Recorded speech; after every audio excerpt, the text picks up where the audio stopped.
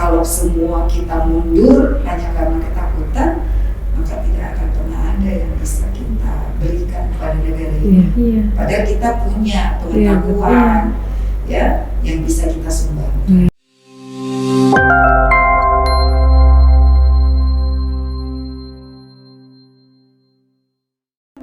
Aku jadi agak tertarik Ibu di divisi penanganan pelanggaran ya Bu ya.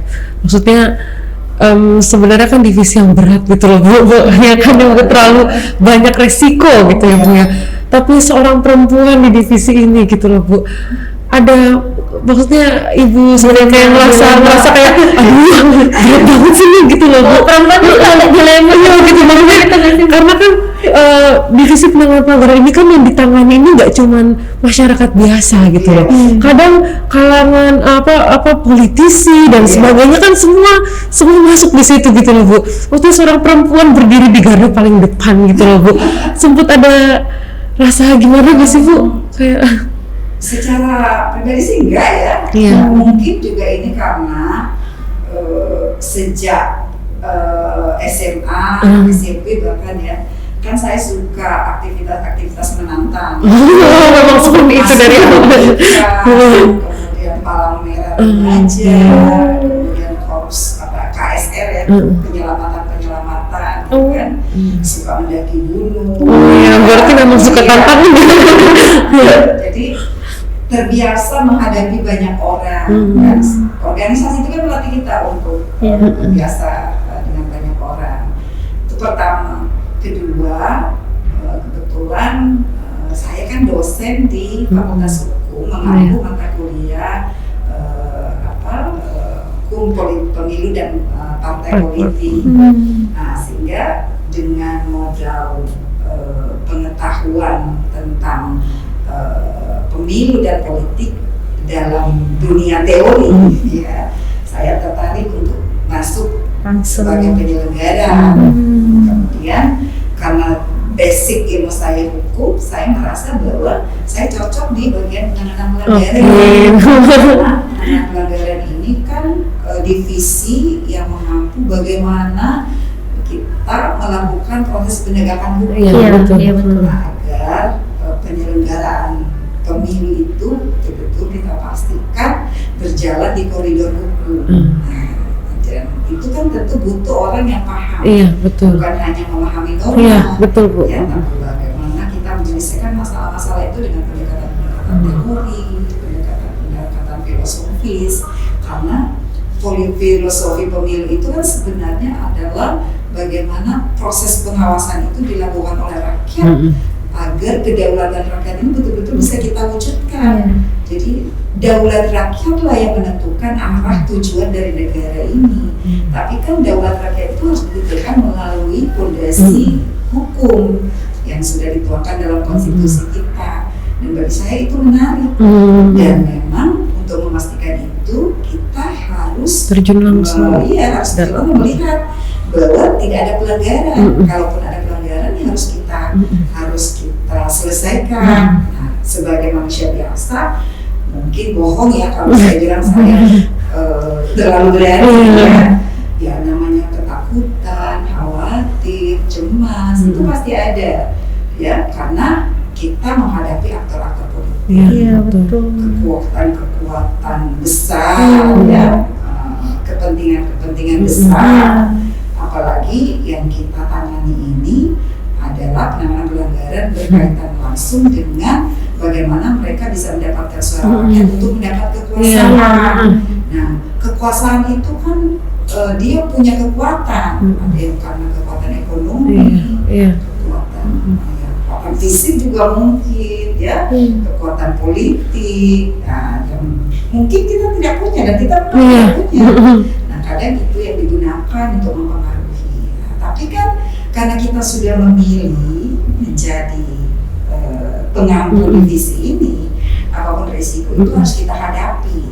Makanya cara saya menghadapi itu tentu dengan bagaimana membangun argumentasi yang bisa diterima secara logika hukum ya terutama, dan mereka bisa paham bahwa tindakan-tindakan ini kita ambil karena memang perintah aturannya seperti itu. Tapi yang namanya ancaman, teror, ya Pasti ada ya, Bu, ya. Tapi kan, ya itu sekali lagi kita tinggal meminta perlindungan dari Tuhan. Allah Subhanahu wa Ta'ala ya. Karena kalau semua kita mundur hanya karena ketakutan, maka tidak akan pernah ada yang bisa kita berikan kepada negara ini. Padahal kita punya pengetahuan ya yang bisa kita sumbangkan. Karena memang kayaknya ya pengetahuan aja nggak cukup ya, pengetahuan, berani gitu ya Bu ya. Jadi Ibu rasa mungkin ketika secara teori di kampus udah dapat, tapi kan belum tentu secara teori sesuai dengan praktek di lapangan gitu. Jadi kayak harus terjun langsung di sini. Ya, idealnya yang kita harapkan tidak bisa selalu bisa kita dapatkan. Tapi tentu kita harus selalu berusaha mendekati kondisi ideal itu. Ya, itu tadi pertama bekerja profesional, kemudian menjaga kejujuran, ya bekerja dengan jujur, kemudian mencoba menjaga integritas, ya namanya bujuk rayu ini kan pasti ada. Bu. Tawaran uang. Iya, apa kalau menggiurkan kan ya kadang gelap mata. Jadi memang yang paling penting kita pertama meluruskan niat, ya niat kita apa sih masuk di Bawaslu ini, ya kemudian ya harus ikhlas bekerja. Mungkin kita masuk kita berharap nanti saya kalau di Bawaslu ini saya bisa begini hayalannya tinggi ya. Sampai di Bawaslu kan tidak seperti itu ya, berarti ya, kita harus ikhlas dengan mungkin waktu hak yang kita terima tidak sebanding dengan kerja yang kita lakukan. Kita sudah kerja dari pagi sampai malam, pulangnya kok saya cuma biarlah sebagian itu menjadi amal ibadah. Itu ikhlasnya di sini. Oke Bu. Jadi saya jadi agak pengen sedikit flashback nih Bu ke pilkada kemarin nih Bu ya. Pilkada di tengah pandemi, Ibu di divisi penanganan pelanggaran. Bagaimana Ibu melihat pelanggaran yang terjadi kemarin gitu ya Bu ya? Maksudnya apakah meningkat sama aja atau malah menurun gitu? Karena di satu sisi ada regulasi-regulasi baru yang sebagai contoh untuk kampanye, kan untuk mencegah kerumunan gitu ya Bu ya. Tapi di sisi lain kita lihat dampak dari pandemi ini, entah itu pengangguran, PHK gitu yang semakin tinggi, tidak menutup kemungkinan untuk manusia akhirnya dengan politik uang akhirnya tergiur juga gitu loh Bu. Nah, menurut pandangan Ibu gimana Bu dengan pengalaman kemarin? Ya, kalau kita lihat angka penanganan pelanggaran, ya memang trennya naik. Iya, trennya naik Bu. Dari 2015, 2017, 2018 ya. Di 2020 demikian juga. Nah, karena dilakukan di tengah pandemi, memang ada bentuk pelanggaran baru yang tercatat dalam pendataan kita, yaitu pelanggaran terhadap protokol kesehatan yang sebelumnya tidak ada. Tapi karena ini menjadi objek pengawasan kita, dan kalau misalnya ada pelanggaran yang sudah proses, maka tercatat bahwa memang pelanggaran terhadap protokol kesehatan ini juga sangat tinggi, bahkan yang paling tinggi. Yang paling tinggi justru ya Bu ya. Karena yang namanya kerumunan tidak bisa dihindari. Tetap ya Bu ya, walaupun sudah kampanye itu kan identik dengan kerumunan, kampanye. Jadi sulit dihindari yang namanya kerumunan di masa kampanye. Nah, kemudian pelanggaran terhadap netralitas aparatur sipil negara. Nah, ternyata juga tidak berkurang di masa pandemi ini karena memang angka keikutsertaan calon petahana itu memang tinggi. Ya, jadi prosentasenya kalau saya tidak salah itu mungkin sekitar 70% lah. Cukup tinggi ya Bu. Calon petahana itu yang ikut dalam kontestasi. Dan memang biasanya ketika banyak petahana yang ikut, maka keterlibatan ASN itu juga sangat tinggi. Nah, demikian juga tentang pelanggaran politik uang. Jadi sejak awal memang kita sudah prediksi, karena beberapa riset menunjukkan bahwa politik uang itu salah satu satu penyebabnya adalah soal ekonomi. Iya, betul. Jadi berdasarkan survei dari BPS tahun 2020 kalau saya tidak salah ingat itu kan, yang paling banyak terdampak ekonomi ini kan masyarakat menengah dan ke bawah, yang kemungkinan besar mereka adalah bagian terbesar dari pemilih yang akan menggunakan hak pilihnya pada pilkada tahun 2020. Nah, sehingga mereka akan menjadi sasaran yang paling mudah untuk dipengaruhi dengan politik uang, melalui pemberian uang, pemberian sembako, pemberian bantuan sosial COVID, karena mereka butuh, dan bahkan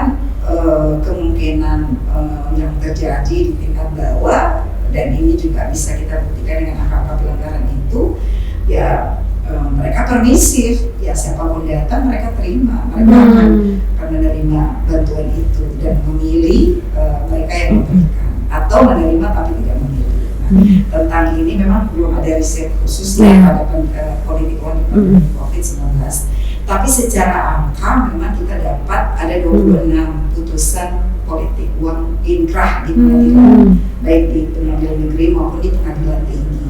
Nah, itu menunjukkan bahwa politik uang sebagai kejahatan demokrasi itu ternyata masih ada, dan dia menjadi begitu subur pada suatu kondisi pilkada di mana ada keterpurukan ekonomi. Iya, betul Bu. Karena itu menghadapi pemilu 2024 yang nanti akan dilaksanakan serentak dengan pilkada 2024, yang kita khawatir pandemi belum berakhir, ketemu dengan kondisi yang sama. Iya, betul. Nah, makanya podcast ini juga nanti bisa dijadikan salah satu media untuk melakukan sosialisasi tentang bahaya politik uang.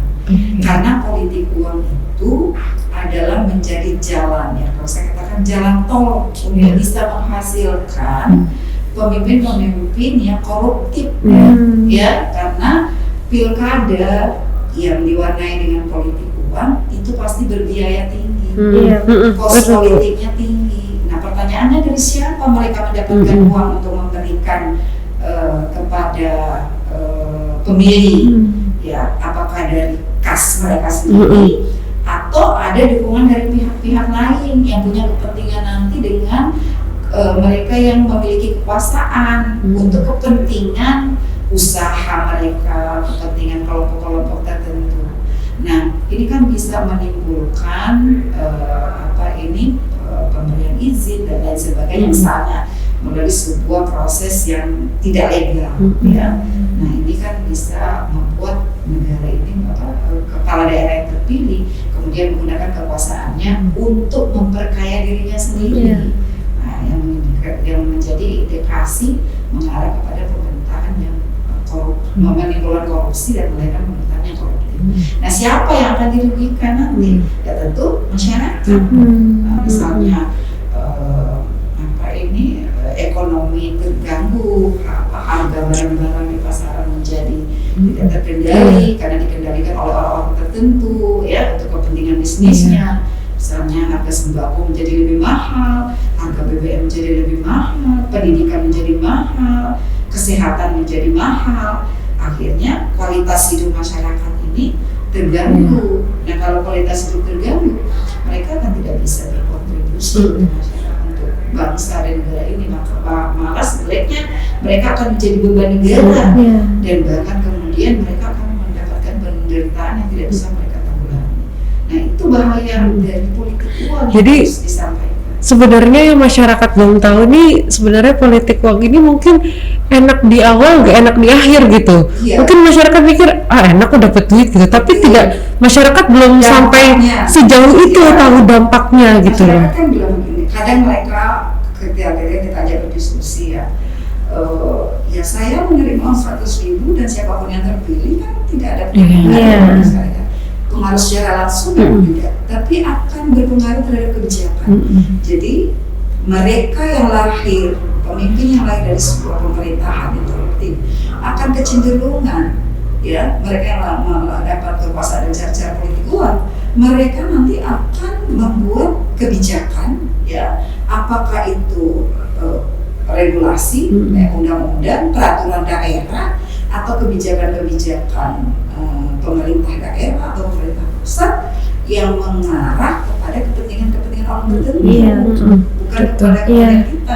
Misalnya kita mengeluh soal harga soal biaya kesehatan, ya. Tapi karena ada pihak tertentu punya kepentingan terhadap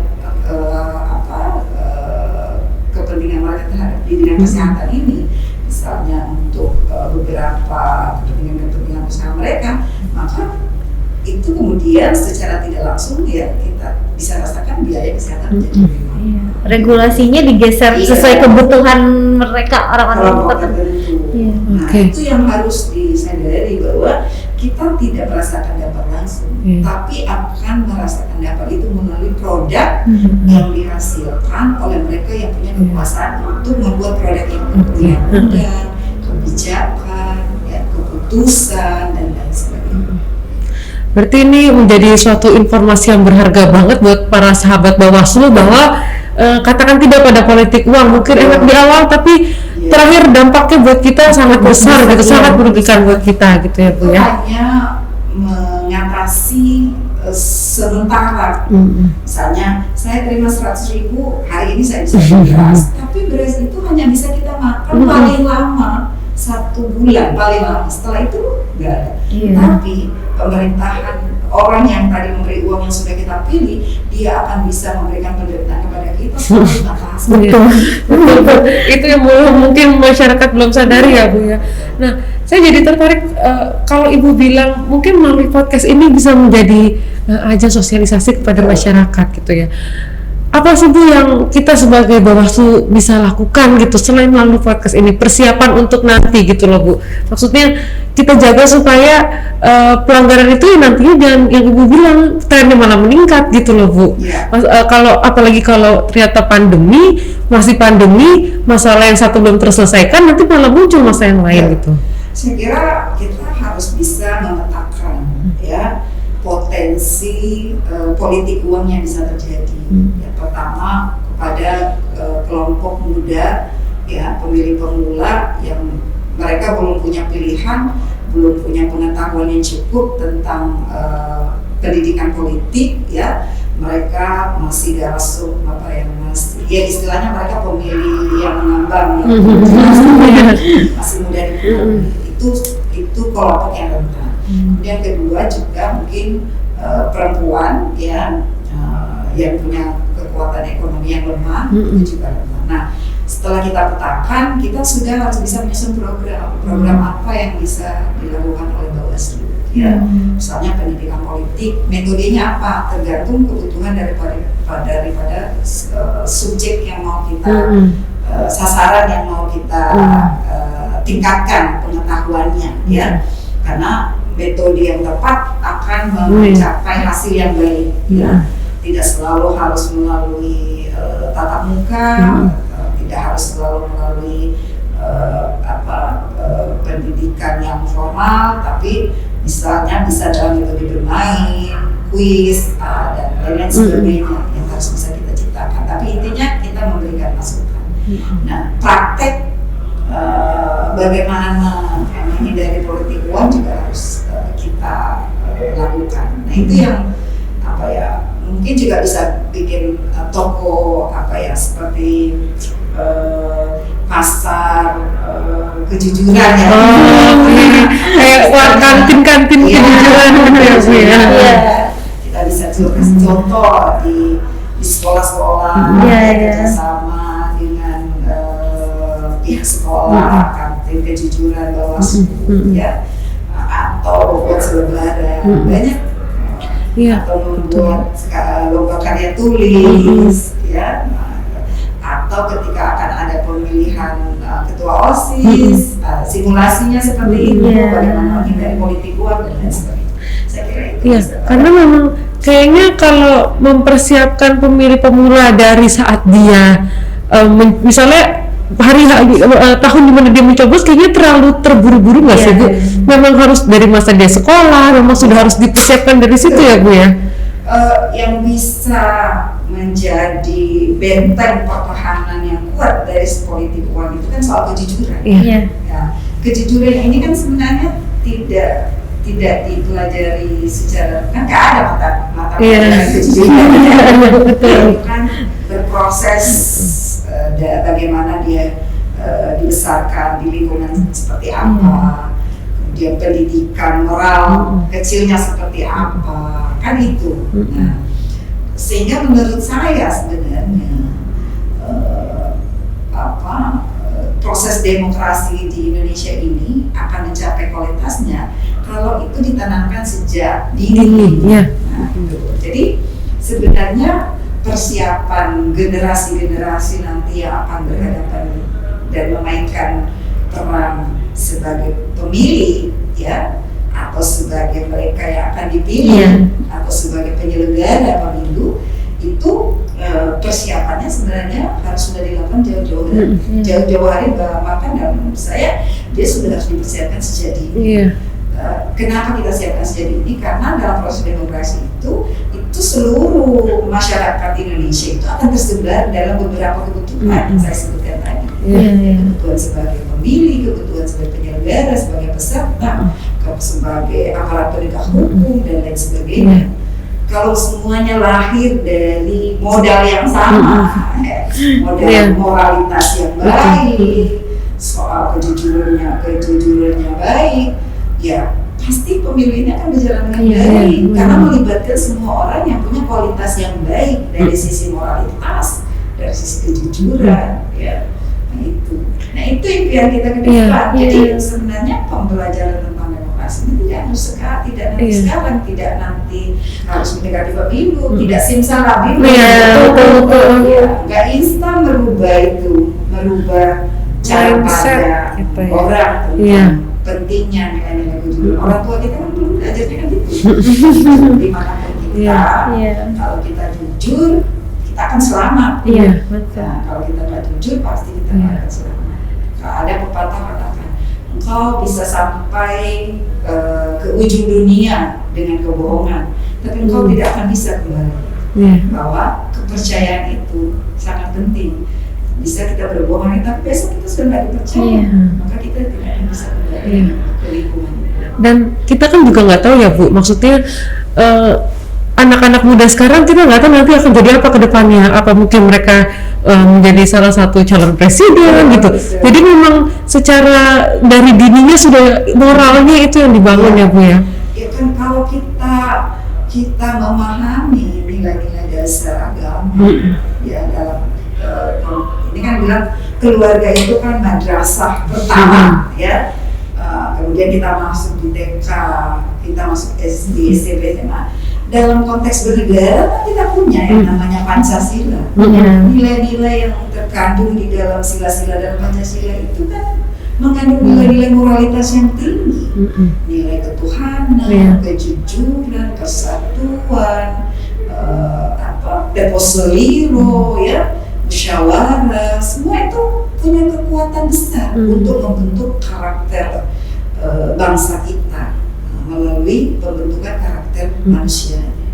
Nah, itu kalau kita gunakan, ya, kita sadari. Makanya kan kalau dulu kan ada yang namanya pendidikan moral Pancasila, PMP. Kalau jadi PNS, CPNS harus ikut P4, kan? Ada.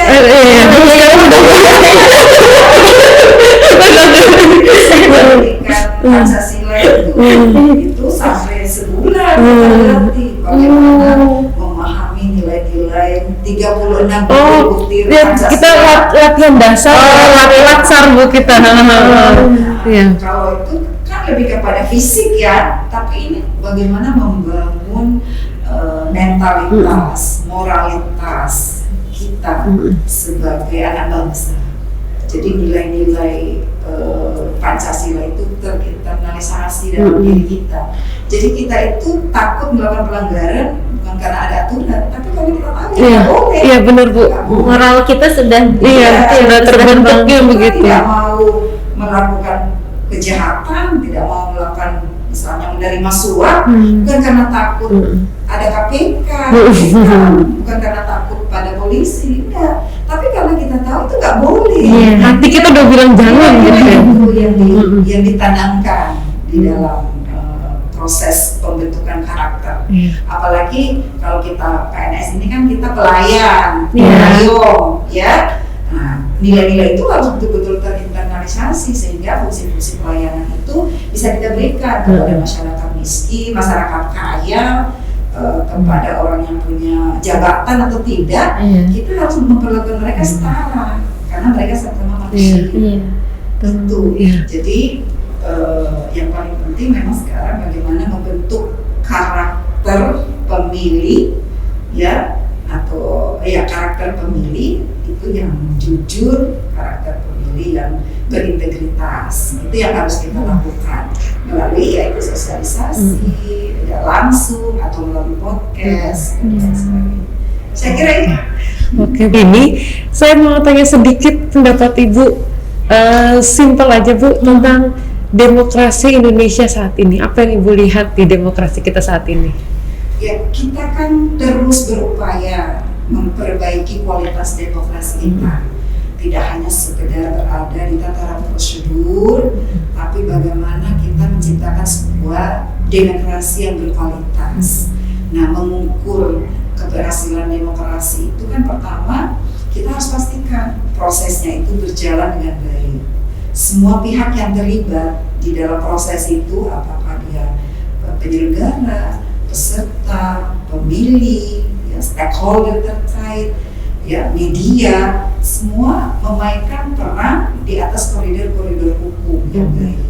Nah, kemudian kita melihat bahwa hasilnya itu adalah pemimpin yang baik, pemimpin yang menjaga kualitas bangsa dan negara kita ini, yang kemudian bisa memberikan kesejahteraan, kebahagiaan. Ya, kalau seluruh masyarakat Indonesia sudah bahagia, berarti ada kualitas pemerintahan kita itu sudah baik. Itu yang kita harapkan ke depan, ya, sehingga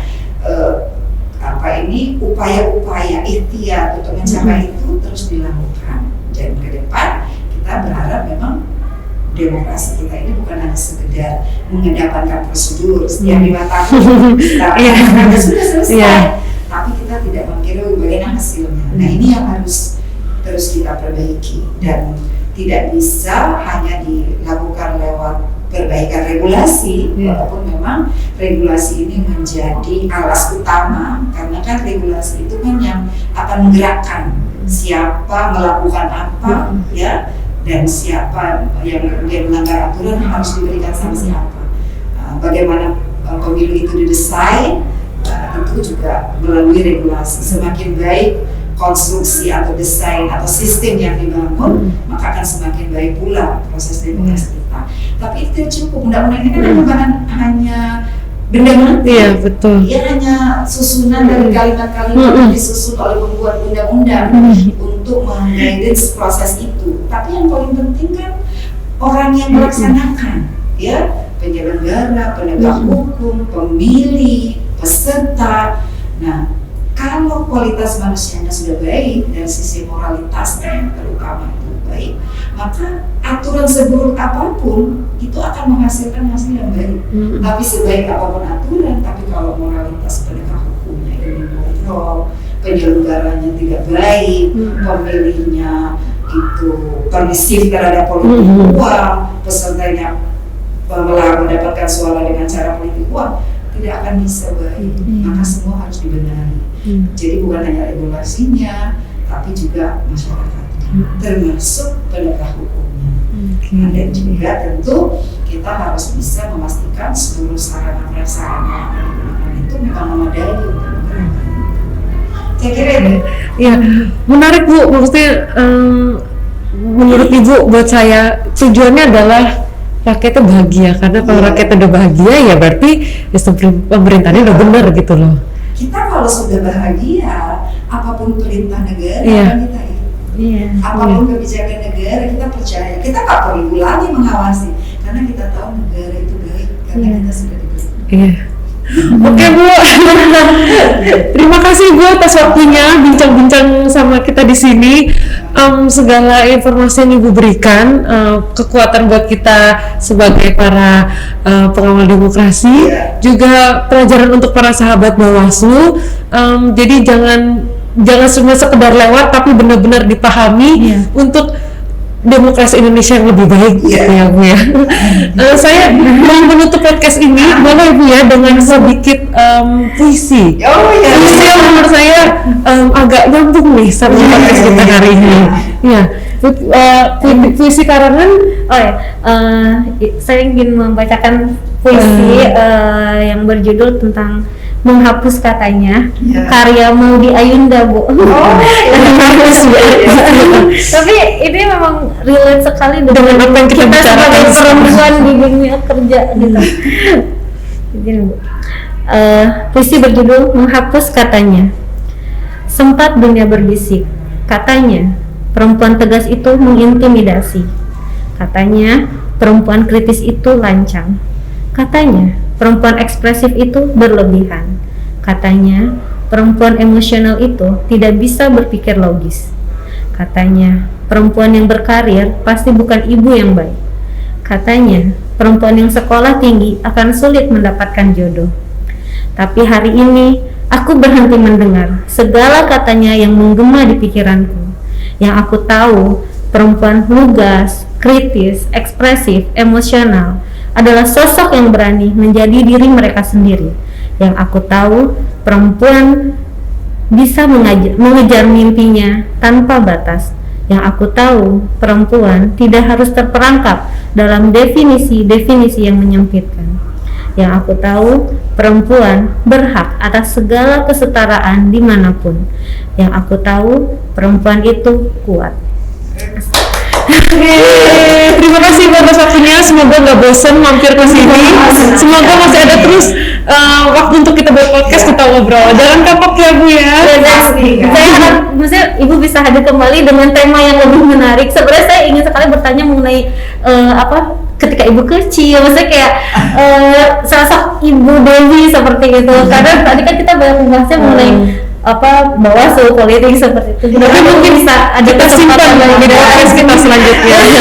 Terima kasih sahabat Bawaslu, jangan lupa like, comment, and subscribe YouTube channel kita Podcast Bawaslu Provinsi Banten. Dan saya undur diri, saya Ika pamit, saya Feby pamit, dan Ibu Dewi kami bertiga pamit dari Podcast Bawaslu Provinsi Banten. Selalu ada cerita di balik demokrasi. Dadah.